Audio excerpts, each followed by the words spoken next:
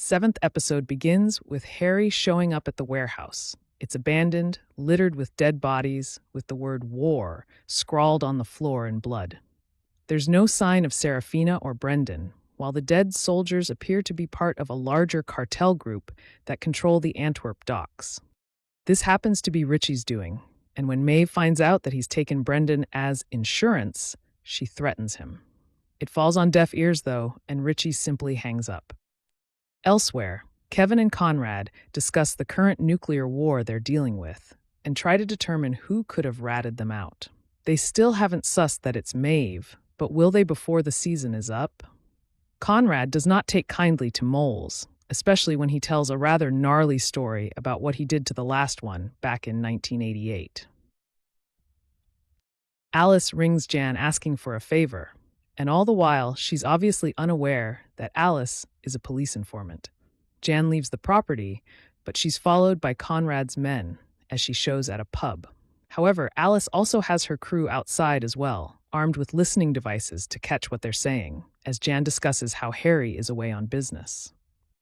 When Alice pries further, mentioning killers and gangsters, Conrad's man, Paul, shows up and breaks this charade before things turn messy. He warns Alice from pursuing this line of inquiry and drives Jan home. On the way, Paul questions Jan about what she may have divulged, but she keeps a level head. Bella speaks to Antoine and wants to work with him, having gained a meeting with the Home Secretary. After Harry chewed him out and took back the USB drive, though, he's less than enthused about helping. Bella agrees to a 20% cut eventually, but things are tenuous to say the least, especially as she spies Kevin outside making a call of his own. This time it's to locate the care home that the abusive guard Ribji is staying at. Kevin is not far away from Eddie, though, who talks to Gina outside and discuss how they both feel a bit lost. Of course, this is just Eddie's way of trying to get into her pants through something Gina refers to as mirroring. After being called out for it, though, the pair do hook up.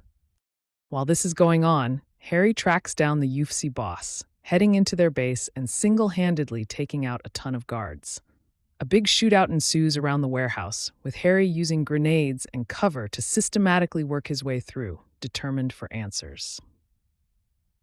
Back at the Cotswolds, Maeve admits to Conrad that she's received a message from Richie confirming that he has the kids. Conrad wants to see the text, but of course, given she's made it up, Maeve doesn't have it.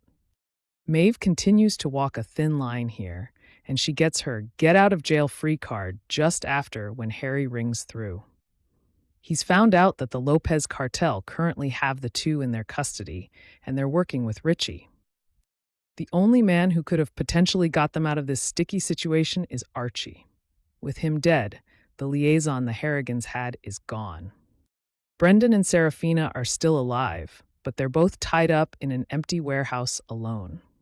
Brendan is not doing well and is losing his grip. While Serafina tries to remain calm and work her way through this, she realizes that Brendan is not to blame, not least because of his very genuine reaction to how everything has gone down. Serafina realizes that Richie is behind this, given both sides have been killed in the diamond deal. Brendan refuses to believe this is real until a man arrives with a tablet and a whole bunch of tools, including a chainsaw. Jaime Lopez is the big boss here, the leader of this cartel, and wants to get to work on them. Serafina tries to talk their way out of this, offering double what Richie is paying. Jamie refuses to go for it, pointing out Conrad is a madman and not the leader he once was. Like clockwork, Richie rings and sets up a conference call with the Harrigans, as Kevin, Conrad, and Maeve are forced to watch as they get the chainsaw out and absolutely obliterate Brendan.